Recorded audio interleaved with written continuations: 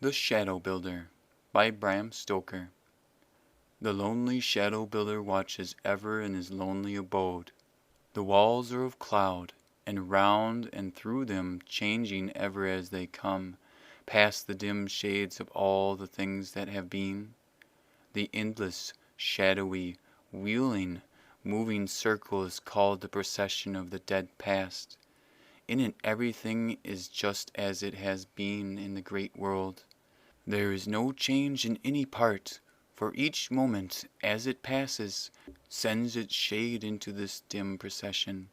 Here there are moving people and events, cares, thoughts, follies, crimes, joys, sorrows, places, scenes, hopes and fears, and all that make the sum of life with all its lights and shadows. Every picture in nature where shadow dwells, and that is every one, has here its dim phantom. Here are all pictures that are most fair and most sad to see. The passing gloom over a sunny cornfield, when with the breeze comes the dark sway of the full ears as they bend and rise, the ripple of the glassy surface of a summer sea, the dark expanse that lies beyond and without the broad track of moonlight on the water, the lacework of glare and gloom that flickers over the road as one passes in autumn when the moonlight is falling through the naked branches of overhanging trees, the cool, restful shade under the thick trees in summer time when the sun is flaming down on the haymaker at work, the dark clouds that flit across the moon hiding their light, which leaps out again hollowy and coldly, the gloom of violet and black that rises on the horizon when rain is near in the summer-time, the dark recesses and gloomy caverns where the waterfall hurls itself shrieking into the pool below. All these shadow pictures and 1,000 others that come by night and day circle in the procession among the things that have been. Here, too, every act that any human being does, every thought, good and bad, every wish, every hope, everything that is secret is pictured and becomes a lasting record which cannot be blotted out. For at any time the shadow builder may summon with his special hand any one, sleeping or waking, to behold what is pictured of the dead past, in the dim, mysterious distance which encompasses his lonely abode. In this ever-moving procession of the dead past there is but one place where the circling phantoms are not, and where the cloudy walls are lost. There is here a great blackness, dense and deep, and full of gloom, and behind which lies the great real world without. This blackness is called the Gate of Dread. The procession afar off takes from it its course, and when passing on its way it circles again towards the darkness. The shadowy phantoms melt again into the mysterious gloom. Sometimes the shadow builder passes through the vapory walls of his abode and mingles in the ranks of the procession, and sometimes the figure summoned by the wave of his spectral hand with silent footfall stalks out of the mist and pauses beside him. Sometimes from a sleeping body the shadow builder summons a dreaming soul. Then for a time the quick and the dead stand face to face. The men call it a dream of the past. When this happens, friend meets friend, or foe meets foe, and over the soul of the dreamer comes a happy memory long vanished, or the troubled agony of remorse. But no spectre passes through the misty wall, save to the shadow builder alone, and no human being, even in a dream, can enter the dimness where the procession moves along. So lives the lonely shadow builder amid his gloom, and his habitation is peopled by a spectral past. His only people are of the past, for though he creates shadows they dwell not with him. His children go out at once to their homes in the big world, and he knows them no more till, in the fullness of time, they join the procession of the dead past, and reach, in turn, the misty walls of his home. For the shadow builder there is not night nor day, nor season of the year, but forever round his lonely dwelling passes the silent procession of the dead past. Sometimes he sits and muses with eyes fixed and staring, and seeing nothing, and then out at sea there is a cloudless calm or the black gloom of night. Towards the far north or south for long months together he never looks, and then the stillness of the Arctic night reigns alone, when the dreamy eyes again become conscious. The hard silence softens into the sounds of life and light, sometimes with a set frown on his face and a hard look in the eyes, which flash and gleam dark lightnings. The shadow builder sways resolute to his task, and round the world the shadows troop thick and faster. Over the sea sweeps the blackness of the tempest.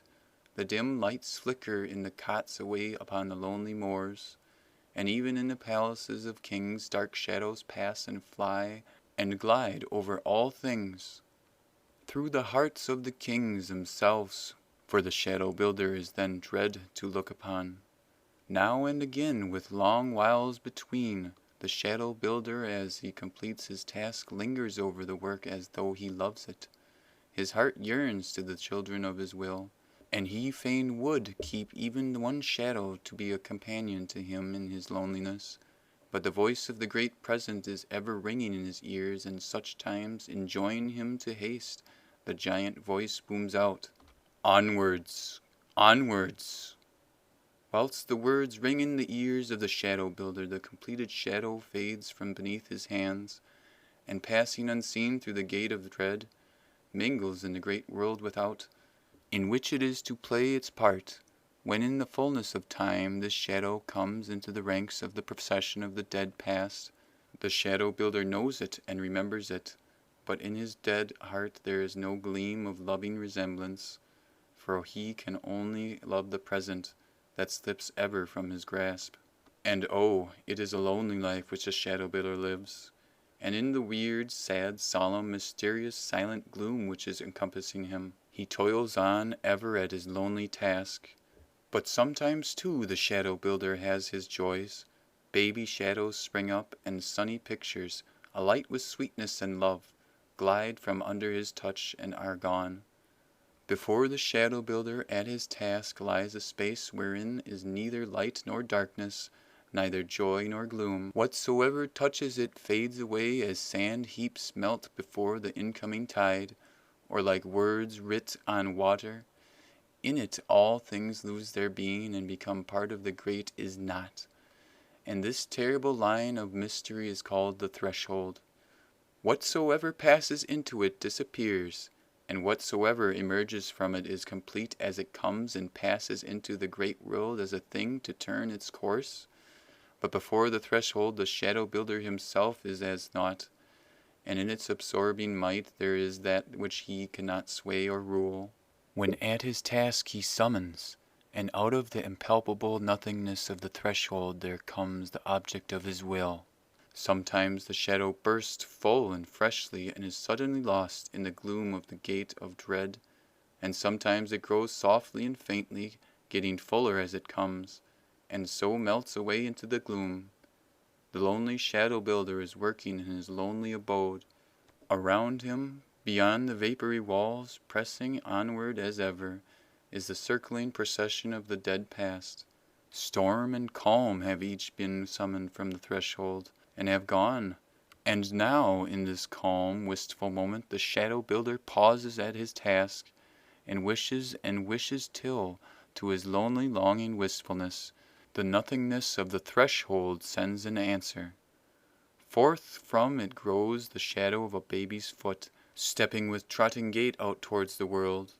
Then follows the little round body and the big head, and the baby's shadow moves onward, swaying and balancing with uncertain step. Swift behind it comes the mother's hand stretched out in loving helpfulness, lest it should fall. One step, two, it totters, and is falling, but the mother's arms are swift, and the gentle hands bear it firmly up. The child turns and toddles away into the mother's arms. Again it strives to walk, and again the mother's watchful hands are ready. This time it needs not the help, but when the race is over, the shadowed child turns again lovingly to its mother's breast. Once again it strives, and it walks boldly and firmly, but the mother's hands quiver as they hang by her side, whilst the tear sweeps down the cheek, although that cheek is gladdened by a smile. The baby shadow turns, and goes a little way off. Then over the misty nothing on which the shadows fall, flits the flickering shadow of a tiny hand waving, and onward, with firm tread, the shadow of the little feet moves out into the misty gloom of the gate of dread, and passes away. But the mother's shadow moves not. The hands are pressed to the heart. The loving face is upturned in prayer, and down the cheeks roll great tears. Then her head bows lower as the little feet pass beyond her ken, and lower bends the weeping mother till she lies prone. Even as he looks, the shadow builder sees the shadows fade away, and the terrible nothingness of the threshold only is there. Then, presently, in the procession of the dead past, circle round the misty walls of the shadows that had been the mother and the child. Now from out the threshold steps a youth with brave and buoyant tread, and as on the misty veils his shadow falls, the dress and bearing proclaim him a sailor lad. Close to his shadow comes another, the mother's. Older and thinner she is, as if with watching, but still the same. The old loving hands array prettily the knotted kerchief hanging loosely on the open throat, and the boy's hands reach out, take the mother's face between them, and draw it forward for a kiss. The mother's arms fly round her son, and in a close embrace they cling. The mother kisses her boy again and again, and together they stand as though to part were impossible. Suddenly the boy turns as though he heard a call. The mother clings closer. He seems to remonstrate tenderly, but the loving arms hold tighter, till with gentle force he tears himself away. The mother takes a step forward, and holds out the thin hands, trembling in agony of grief. The boy stops. To one knee he bends, then, dashing away his tears, he waves his cap and hurries on, while once again the mother sinks to her knees and weeps. And so, slowly, once again, the shadows of the mother and child grow greater in the fullness of time, pass out through the gate of dread, and circle among the phantoms in the procession of the dead past, the mother following hard upon the speeding footsteps of her son. In the long pause that follows, whilst the shadow builder watches, all seems changed. Out from the threshold comes a mist, such as hangs sometimes over the surface of a tropic sea. By little and little the mist rolls away, and forth advances, black and great, the prow of a mighty vessel. The shadows of the great sails lie faintly in the cool depths of the sea, as the sails flap idly in the breezeless air.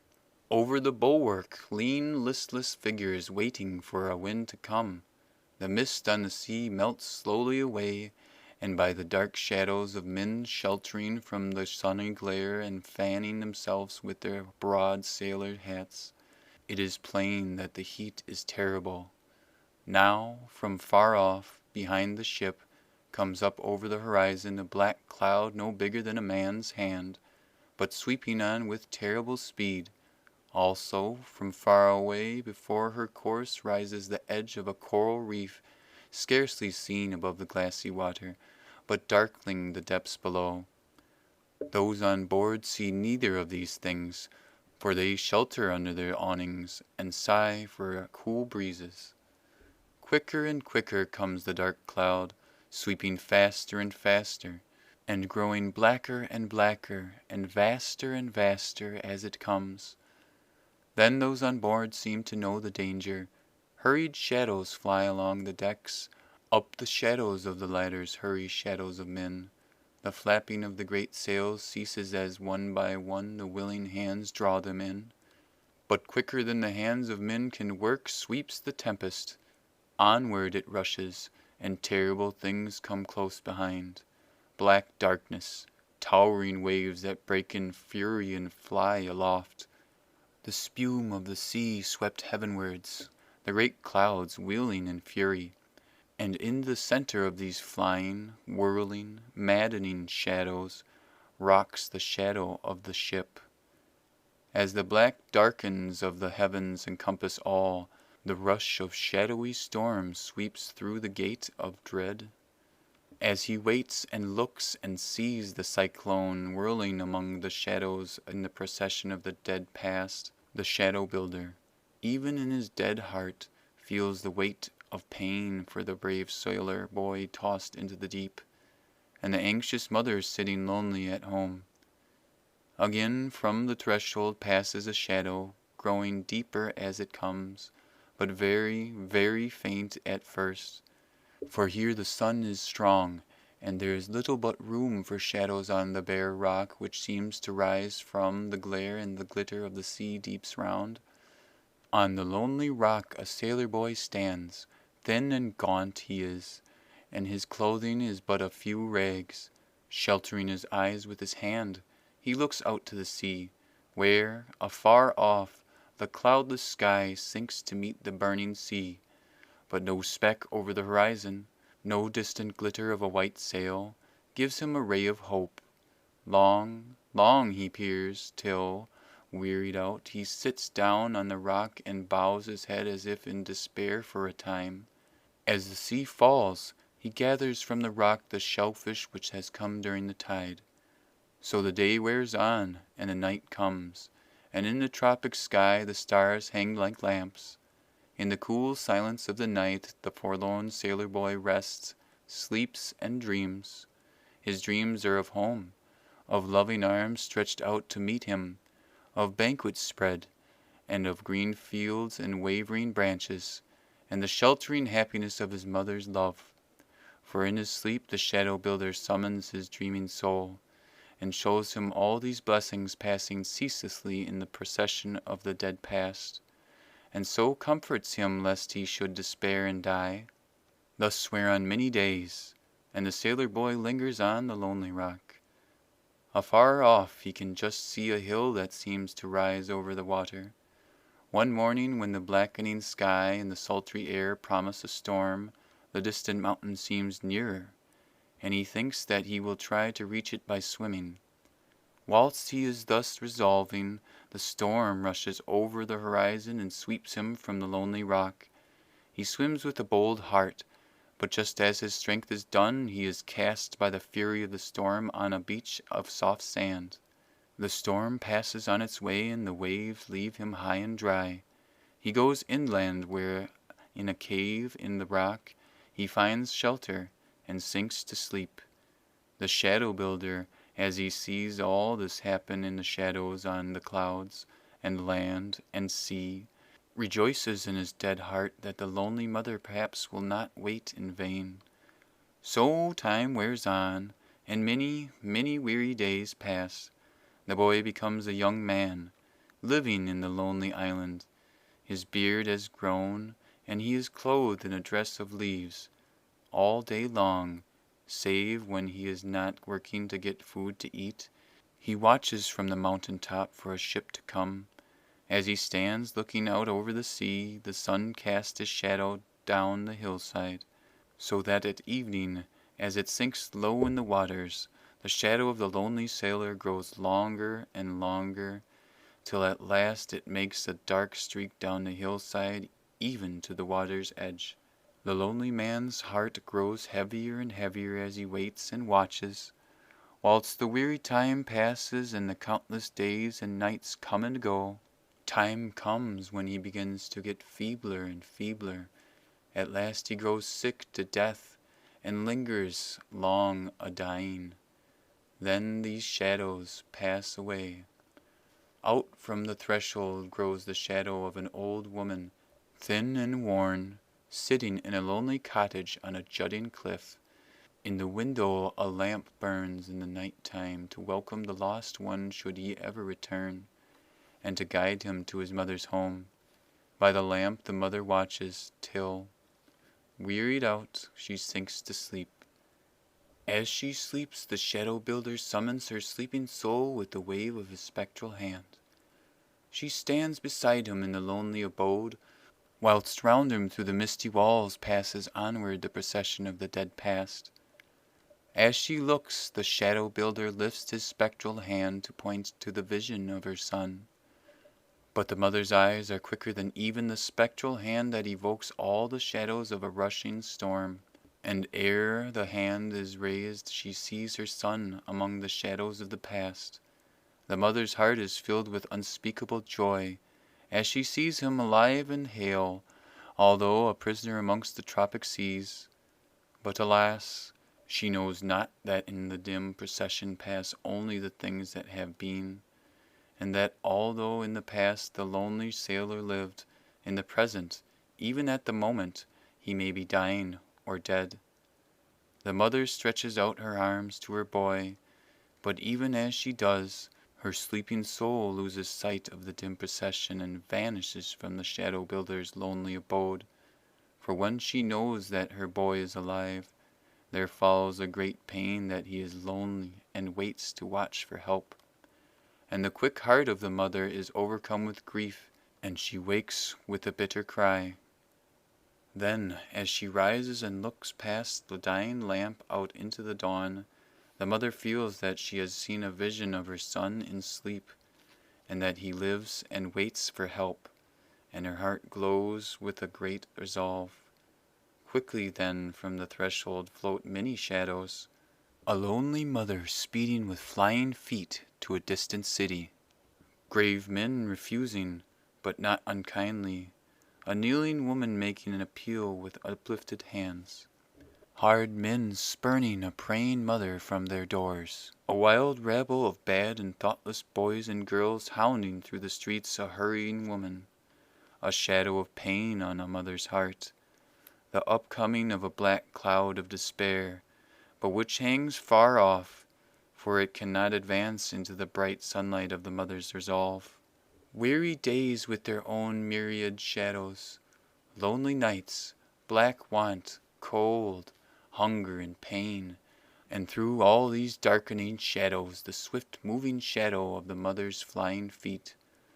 A long, long line of such pictures come even anigh in the procession, till the dead heart of the shadow builder grows icy, and his burning eyes looked out savagely on all who give pain and trial to the mother's fateful heart. And so all these shadows float out into a black mist, and are lost in a gloom of the gate of dread. Another shadow grows out of the mist. An old man sits in his armchair. The firelight flickering throws his image, quaintly dancing, on the wall of the room. He is old, for the great shoulders are bowed, and the grand, strong face is lined with years. There is another shadow in the room. It is the mother's. She is standing by the table, and is telling her story.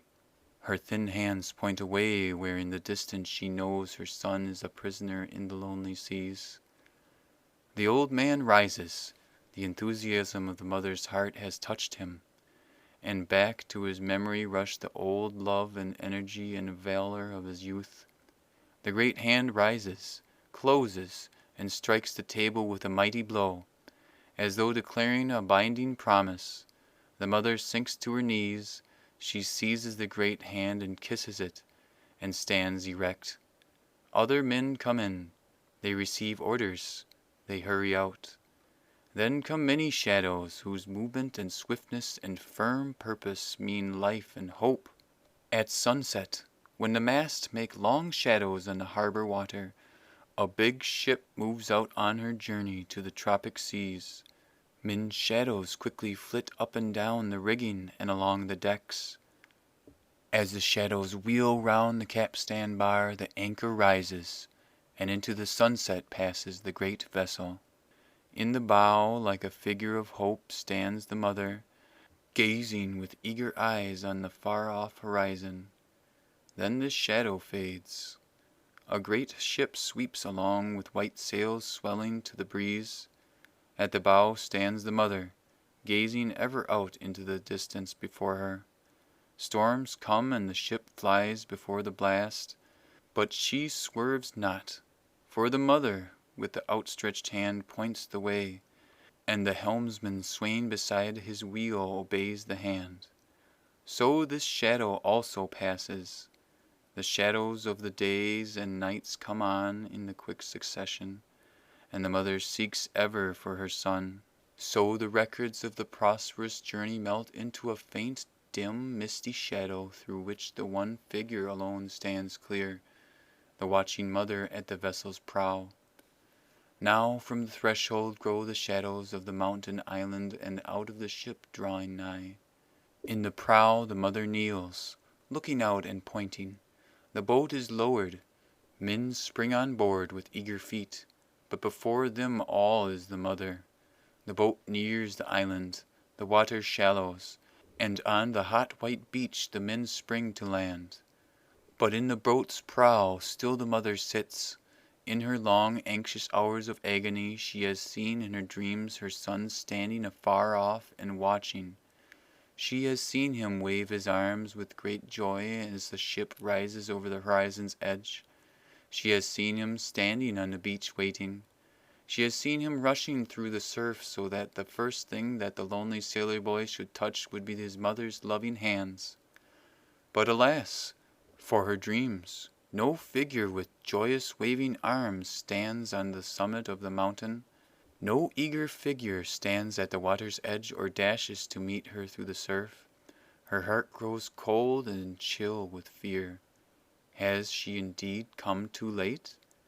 The men leave the boat, comforting her as they go with shakings of the hand and kindly touches upon the shoulder. She motions them to haste and remains kneeling. The time goes on. The men ascend the mountain. They search, but they find not the lost sailor boy, and with slow, halting feet they return to the boat. The mother hears them coming afar, and rises to meet them. They hang their heads. The mother's arms go up, tossed aloft in the anguish of despair, and she sinks swooning in the boat. The shadow builder in an instant summons her spirit from her senseless clay, and points to a figure passing, without movement, in the procession of the dead past. Then quicker than light the mother's soul flies back full of new-found joy. She rises from the boat, she springs to land, the men follow wondering. She rushes along the shore with flying feet, the sailors come close behind. She stops opposite the entrance to a cave obstructed with trailing brambles. Here, without turning, she motions to the men to wait. They pause, and she passes within. For a few moments grim darkness pours from the threshold, and then one sad, sad vision grows and passes.